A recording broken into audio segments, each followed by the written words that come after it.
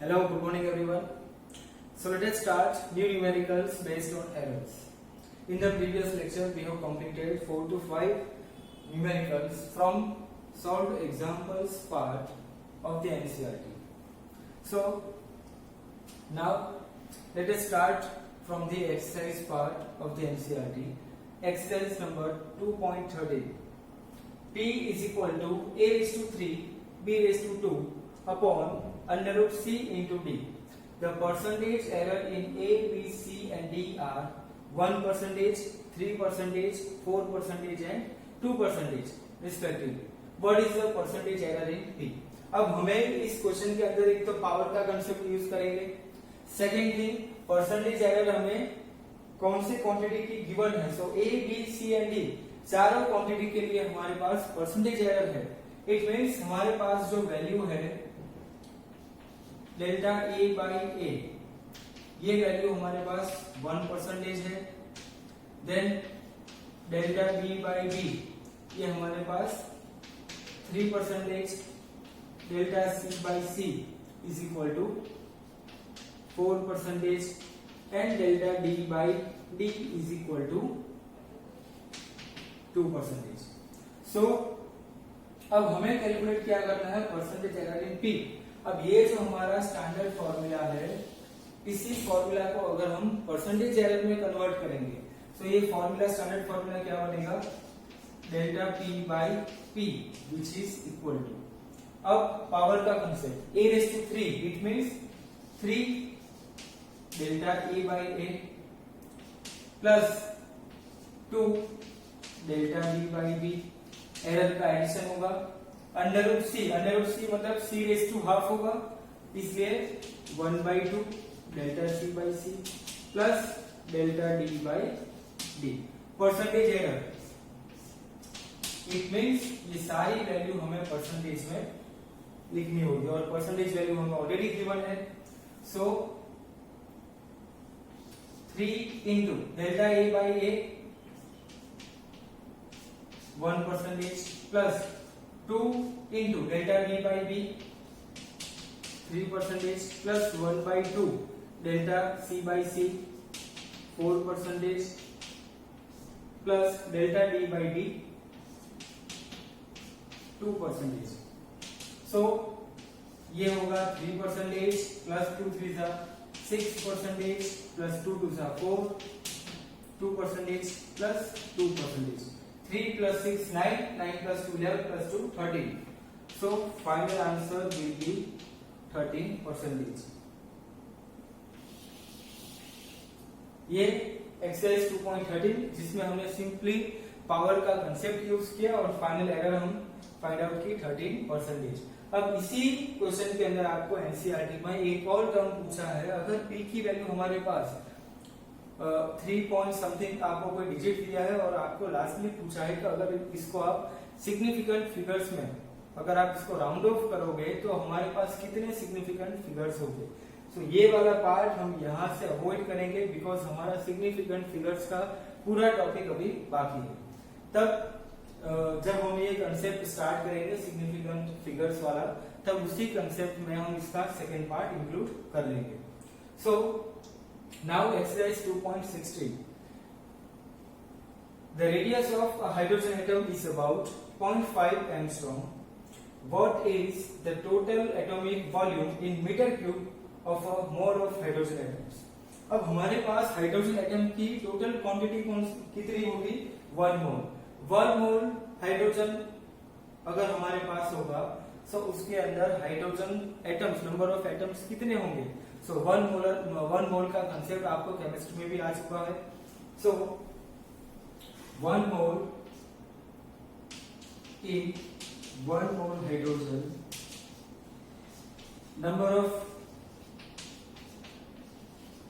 Atoms कितना होगा, Avogadro number which is equal to 6.023 into 10⁻23. ये कंसेप्ट आपको याद रखना है. अब सेकेंड, हमें रेडियस गिवन है. Radius r is equal to 0.5 into 10⁻10 metre. Angstrom का हमें कन्वर्जन भी पता है 10⁻10 metre. Now what is the total atomic volume. अब इस सिंगल एटम के लिए वॉल्यूम कितना होगा, तो एटम मतलब हमारे पास स्फेरिकल स्ट्रक्चर, इस स्फीयर का वॉल्यूम कितना होगा 4/3 पाई आर क्यूब। अगर हमारे पास एक सिंगल एटम का इतना वॉल्यूम होगा तब हमारे पास इतने एटम्स है 6.022 × 10⁻23 इतने एटम्स का टोटल वॉल्यूम कितना होगा, इसीलिए यहाँ पे पूछा है total atomic volume. So volume of a single atom is equal to 4/3 pi R cube. Therefore, total atomic volume of Na atoms, Na मतलब एवोगैड्रो नंबर, इसका मतलब Na into 4/3 pi R cube, ये हमारा टोटल वॉल्यूम हो जाएगा। अब इसमें radius की वैल्यू गिवन है, Na की वैल्यू भी यहां से मिल जाएगी। सो हमें फाइनल वॉल्यूम कैलकुलेट करना है। V is equal to Na means 6.023 into 10⁻23 into 4/3 into pi 3.14 into radius cube 0.5 into 10⁻10 cube। तो ये हमारा फाइनल कैलकुलेशन। अब इस फाइनल कैलकुलेशन का हमारे पास आंसर क्या होगा, 0.5 into 10⁻10⁻3 है, तो यहां से 10⁻30 पावर निकलेगा, यहां से 10⁻23। सो हमारे पास अल्टीमेटली 3.154 पावर होगा 10⁻7 मीटर क्यूब। अब यहाँ पे आपको रेडियस की वैल्यू गिवन है 0.5, जहां पे आपके पास सिर्फ एक ही सिग्निफिकेंट फिगर होगा। इसका कंसेप्ट हम बाद में देखने वाले हैं। सिर्फ मैं यहाँ पे आपको राउंड ऑफ करके आंसर कैसे लिखना है ये बताऊंगा। तो इसका राउंड ऑफ करेंगे हम, तो ये होगा 3 into 10⁻7 मीटर क्यूब। आपके दोनों आंसर राइट होंगे, दोनों आंसर आप करेक्टली लिख सकते हो, दोनों आंसर के आपको सही मार्क्स मिलेंगे। सिर्फ यहाँ पे हमने क्या देखा, पॉइंट के बाद एक हमारा जो फिगर है सिग्निफिकेंट फिगर कैसे काउंट करना है, ये पूरा टॉपिक में इसके बाद वाले लेक्चर में स्टार्ट करने वाला हूँ, तब आपको ये और भी अच्छे से क्लियर हो जाएगा। बट यहाँ पे सिग्निफिकेंट फिगर 1 है, इसलिए हमने यहाँ से 1 2 3 4 4 में से सिर्फ एक ही डिजिट को कंसीडर किया, इसलिए हमारा पहला डिजिट होगा 3 into 10⁻7 meter cube। Now, exercise number 2.17. One mole of an ideal gas at STP, STP का मतलब standard temperature and pressure, occupies 22.4 liter. What is the ratio of molar volume to atomic volume of a mole of hydrogen? Why this ratio is so large? And radius of the hydrogen atom is given as 1 angstrom। अब यहाँ पे हमें पूछा है ratio of molar volume to atomic volume. It means हमारे पास molar volume upon atomic volume दोनों की वैल्यू इस क्वेश्चन में फाइंड आउट करनी होगी, बिकॉज यहाँ पे एटॉमिक वॉल्यूम तो हम इजीली इसी मेथड से फाइंड आउट करेंगे, बट मोलार वॉल्यूम का एक सबसे इंपॉर्टेंट कंसेप्ट होगा ये वाला 22.4 लीटर। अब जैसे आपने केमिस्ट्री में ये एसटीपी का कंसेप्ट स्टडी किया है, किसी भी स्टैंडर्ड टेम्परेचर प्रेशर पे किसी भी गैस के लिए स्टैंडर्ड वॉल्यूम कितना होगा 22.4 लीटर। तो ये हमारा मोलार वॉल्यूम है। सो मोलार वॉल्यूम फाइंड आउट करने की कोई यहाँ पे रिक्वायरमेंट नहीं होगी, बिकॉज हमें 22.4 litre molar volume already given है। सो पहले गिवन क्वांटिटीज लिखेंगे। First one molar volume 22.4 liter, which is equal to 22.4 into 10⁻³ meter cube. Then radius r is equal to 1 angstrom, it means 10⁻10 metre. अब हमें यहाँ पे गिवन है 1 mole of hydrogen. Again same situation जैसे हमने इस वाले क्वेश्चन में देखी। सो एक एटम के लिए वॉल्यूम होगा 4/3 पाई आर क्यूब। सो 1 मोल के अंदर कितने एटम्स हो गए? Na, it means 6.023 into 10⁻23। So atomic volume of 1 mole of hydrogen, इसको हमने डिनोट किया कैपिटल बी से, Na into 4/3 pi R cube. एक एटम के लिए 4/3 pi R cube volume. So Na atoms के लिए कितना वॉल्यूम होगा? So Na means 6.023 into 10⁻23 into 4/3 into 3.14 into radius 10⁻10 cube. सो इसका फाइनल आंसर हो जाएगा 25.2 into 10⁻7 मीटर क्यूब। सो ये हमारा एटॉमिक वॉल्यूम, ये वाला हमारा मोलार वॉल्यूम। यहाँ पे देखिए 22.4123, 25.123, इसलिए हमने सिमिलर यहाँ पे आंसर लिखा है 25.2। अब हमें पूछा है ratio of molar volume to atomic volume. So now molar volume to atomic volume which is equal to molar volume हमारा कितना होगा? Molar volume 22.4 into 10⁻³ upon 25.2 into 10⁻7। अब 22.4 upon 25.2, इसका आंसर होगा 0.89 into -7 ऊपर जाएगा +7, तो 10⁻4, अप्रोक्सीमेटली 10⁻4। सो ये हमारा अप्रोक्सीमेटली रेशियो आ गया 10⁻4, इट मींस 10,000। अब ये रेशियो इतना लार्ज क्यों है, ये भी हमें यहाँ पे पूछा है, why this ratio is so large. So इसका रीजन क्या होगा? मोलेक्युलर साइज, 1 मोल हाइड्रोजन में जो मोलेकुलर साइज होगा उस साइज से सेपरेशन को कंपेयर करेंगे। सेपरेशन मतलब किसी एक सिलेंडर के अंदर अगर हमने गैस भरा है तो किसी भी दो मॉलिक्यूल के बीच में कितना सेपरेशन होगा, ये सेपरेशन के कंपैरिजन में साइज बहुत ही छोटी होगी, इसलिए हमें ये रेशियो बहुत ही हाई मिलेगा। सो रीजन क्या लिखेंगे हम यहाँ पे? The molecular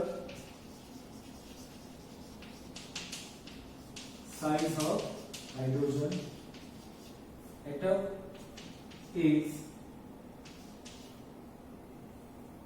so small as compared to molecular separation.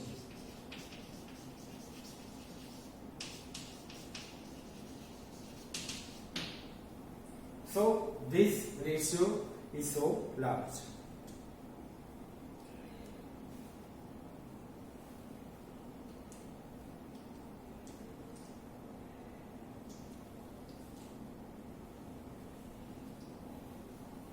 सो यहाँ पे हमने ये तीन एक्सरसाइज के मेन न्यूमेरिकल्स कंप्लीट किए। इसके बाद हमारे पास और भी न्यूमेरिकल्स एक्सरसाइज के होंगे, वो इसी लेक्चर में कंप्लीट करेंगे।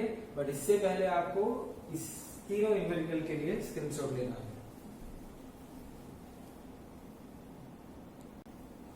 So now next one is exercise 2.20। The nearest star Alpha Centauri to our solar system is 4.29 light years away. How much is the distance in terms of parsec? How much parallax would this star show when viewed from two locations of the Earth 6 months apart in its orbit around the Sun? अब इस numerical के अंदर हमें concept use करना है। एक तो distance का कन्वर्जन होगा, सेकेंड थिंग जो हमने पैरेलैक्स मेथड जो स्टडी की थी प्रीवियस लेक्चर्स में, उसी के बेस पे हमने ऑलरेडी 2-3 न्यूमेरिकल्स कंप्लीट भी किए थे। ये दो न्यूमेरिकल्स हमारे एनसीईआरटी के एक्सरसाइज वाले पार्ट से बाकी थे, तो आज के इस लेक्चर में हम ये दो न्यूमेरिकल्स भी कंप्लीट करेंगे। अब ये फर्स्ट न्यूमेरिकल के अंदर हमें एक नियरेस्ट स्टार दिया है जो सोलर सिस्टम में सबसे नजदीक होगा और उसका डिस्टेंस हमें गिवन है 4.29 लाइट ईयर में। इसी डिस्टेंस को अगर हमें पार्सेक में कन्वर्ट करना होगा तो कितना होगा? सो इट मीन्स हमें light year to parsec conversion करना होगा। इट मीन्स दोनों का रेशियो भी लेना होगा।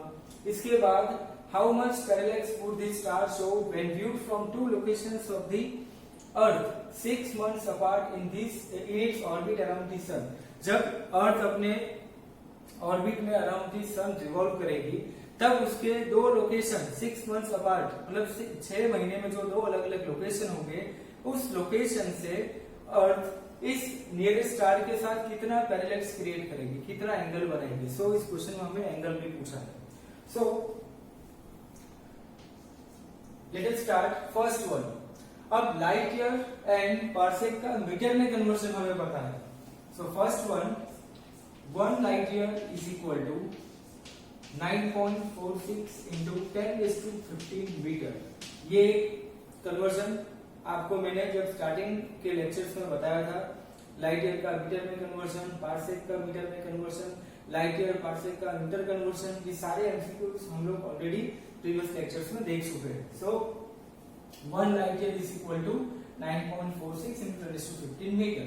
नाउ 1 पार्सेक इज इक्वल, ये सबसे लार्ज डिस्टेंस मेजरिंग यूनिट हमारे पास, largest distance measuring unit 1 parsec which is equal to 3.08 into 10⁻16 metre. ये दोनों वैल्यू हमारे पास है। अब हमें क्या करना है, 4.29 लाइट ईयर को हमें कन्वर्ट करना है पार्सेक में। सो इंटर कन्वर्जन क्या होगा, distance d is equal to 4.29 light year which is equal to 4.29 into 9.46 into 10⁻15। Ratio ले लेंगे इसका डायरेक्टली पार्सेक के साथ, 3.08 इंटू 10⁻16। सो ये हो जाएगा 1.32। अब इसका इंटर कन्वर्जन देखिए, d is equal to 4.29 light year which is equal to 1.32 parsec. Simple conversion. सिर्फ हमने क्या किया, यहाँ पे जो वैल्यू हमें लाइट ईयर में गिवन थी उसी को हमने 1 पार्सेक की वैल्यू से डिवाइड कर दिया। मतलब ऊपर भी मीटर का कन्वर्जन था, नीचे भी मीटर का कन्वर्जन था। यहाँ पे हमने सिर्फ लाइट ईयर को 4.29 लाइट ईयर को डायरेक्टली पार्सेक में कन्वर्ट किया। सो ये वाला टर्म मीटर का था, ये वाला टर्म भी मीटर का था। मीटर से मीटर कट हो जाएगा। 4.29 हमारा लाइट ईयर था जिसका हमने इंटर कन्वर्जन किया पार्सेक में। सो 4.29 इज इक्वल टू 1.32 पार्सेक। ये फर्स्ट पार्ट कंप्लीट किया। अब सेकेंड पार्ट बी। अब हमें सन के अराउंड अर्थ की पोजीशन, वो भी 6 months के अंदर दो अलग अलग पोजीशन कौन सी होगी। सो फॉर एग्जाम्पल ये हमारे पास इलेक्ट्रिकल ऑर्बिट। सपोज कर लिया हमने सन की पोजीशन यहाँ पे होगी और अर्थ की पोजीशन यहाँ पे, अर्थ सन। अब अर्थ को एक कंप्लीट रिवॉल्यूशन के लिए 365.25 डेज मतलब 1 ईयर चाहिए। 1 ईयर से हाफ 6 months। 6 months में दो अलग अलग लोकेशन हमें यहाँ पे मतलब यहाँ पे हमें पॉइंट आउट करनी है। फॉर एग्जाम्पल हमने यहाँ से पॉइंट आउट की, एक लोकेशन ये वाली होगी या फिर एक लोकेशन ये वाली। अब यहां से यहां तक अर्थ घूम के आई 6 months के अंदर, इसका डिस्टेंस कितना होगा? तो ये वाला डिस्टेंस हमने लिया था 1 AU astronomical unit. It means ये वाला डिस्टेंस है हमारे पास 2 AU। अब हमें 2 डिफरेंट लोकेशन के बीच का डिस्टेंस चाहिए, वो भी 6 months के अंदर। मतलब पूरा डिस्टेंस नहीं होगा ये 1 AU plus 1 AU which is equal to 2 AU। 2 AU complete distance मतलब 1 ईयर के अंदर अर्थ ने कंप्लीट किया हुआ डिस्टेंस, बट हमें सिर्फ 6 months के लिए डिस्टेंस चाहिए। सो इसके बेसिस पे पॉइंट क्या बनाएंगे हम, distance between 2 locations of the earth 6 months apart is equal, ये डिस्टेंस कितना हो जाएगा? सो एक तो हमारे पास पूरा सर्कमफरेंस नहीं होगा बिकॉज 6 मंथ्स है, so half into 2 pi R ये डिस्टेंस होगा। सो ये डिस्टेंस पाई इंटू आर। अभी आर मतलब कौन सा डिस्टेंस होगा?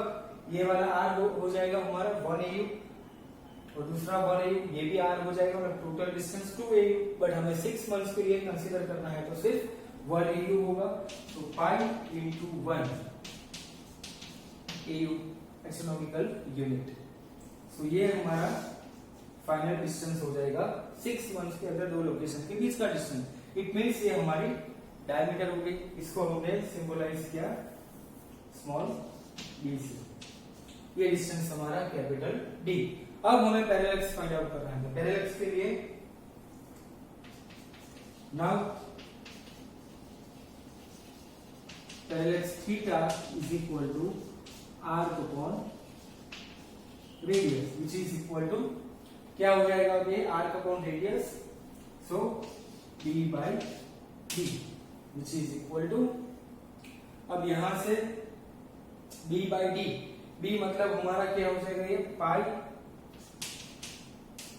AU अपॉन डी मतलब लाइट ईयर में कन्वर्जन 1.32 पास्कल।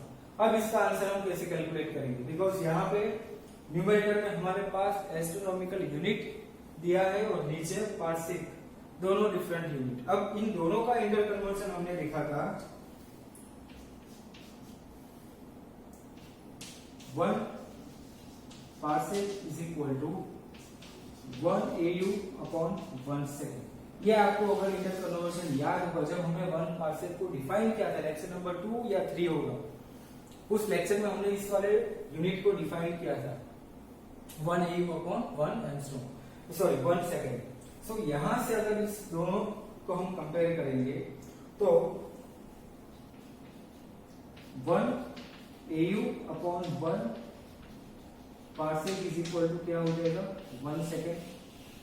सो इसी से हम लिखेंगे theta is equal to pi means 3.14 1.32 AU upon parsec, AU upon parsec is equal to 1 second. It means 3.14 upon 1.32 second. ये हमारा फाइनल आंसर। सो इसका इंटर कन्वर्जन, अब इस वाले न्यूमेरिकल में बहुत सारे हमने कन्वर्जन देखे। सबसे पहले लाइट ईयर का मीटर में, देन पार्सेक का मीटर में, देन लाइट ईयर का पार्सेक में कन्वर्जन किया। इसके बाद हमने पैरेलक्स फाइंड आउट किया। पैरेलक्स के लिए हमारे पास डिस्टेंस कैपिटल डी गिवन था, बट हमें रेडियस मतलब जो दोनों लोकेशन के बीच का जो डिस्टेंस था, वो डिस्टेंस हमें नहीं दिया था। सो हमने यहां से वो वाला डिस्टेंस बी भी कैलकुलेट किया। अब बी एंड डी के कैलकुलेशन के बाद हमें फाइनली AU एंड पार्सेक का कन्वर्जन यहाँ पे याद होना चाहिए। तो ये AU एंड पार्सेक का ये कन्वर्जन हमने स्टार्टिंग वाले लेक्चर्स में देखा था। तो इसी के बेस पे हमने थीटा कैलकुलेट किया, पैरेलक्स कैलकुलेट किया 3.14 upon 1.32 second which is equal to, ये कितना हो जाएगा? 2.38 second of arc, 2.38 second of arc. तो ये हमारा final answer.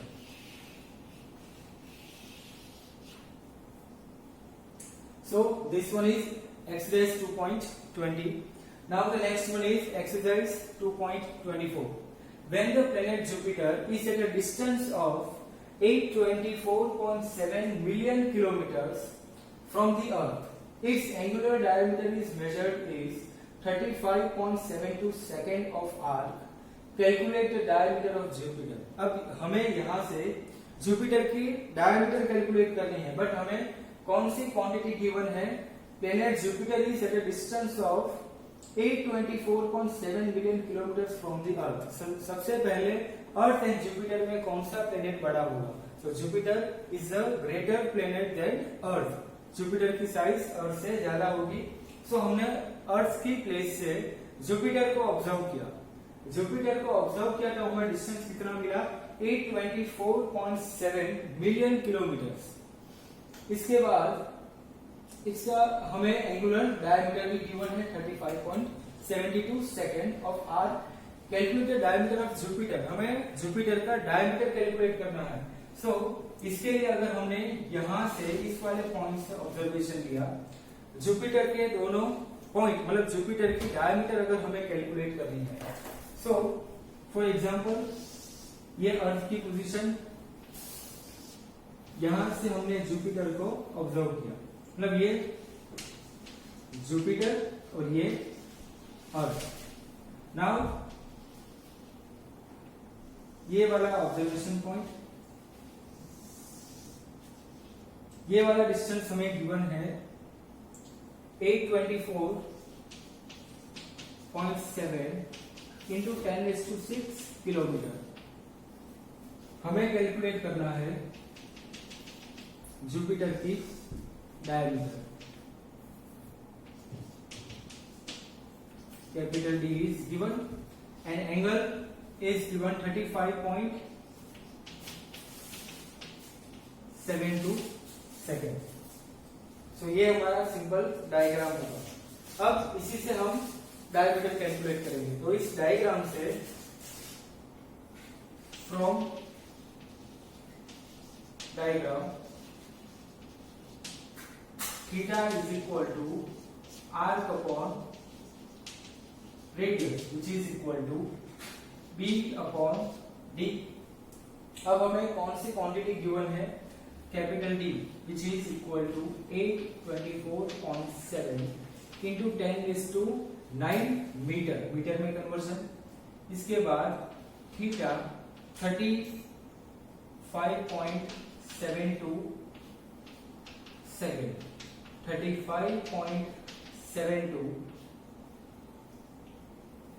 Into 4.84 into 10⁻⁶ radian. ये हमने रेडियन में कन्वर्सन किया। जैसे 1 सेकेंड का डायरेक्ट कन्वर्सन हमें पता था, 1 सेकेंड इज इक्वल टू 4.85 और 84 इंटू 10⁻⁶ रेडियन। अब हमारे पास दोनों वैल्यू यहाँ पे गिवन है। So B is equal to D into theta which is equal to 824.7 into 10⁹ metre into theta means 35.72 into 4.84 into 10⁻⁶ radian. So इसका फाइनल आंसर होगा 1.428 into 10⁸ metre and 1.428 into 10⁵ kilometre. तो ये हमारा फाइनल आंसर। सो एक्सरसाइज के ये 5 numericals हमने complete किए। इसके बाद हम अब न्यू थ्योरी स्टार्ट करेंगे नेक्स्ट लेक्चर से। Thank you.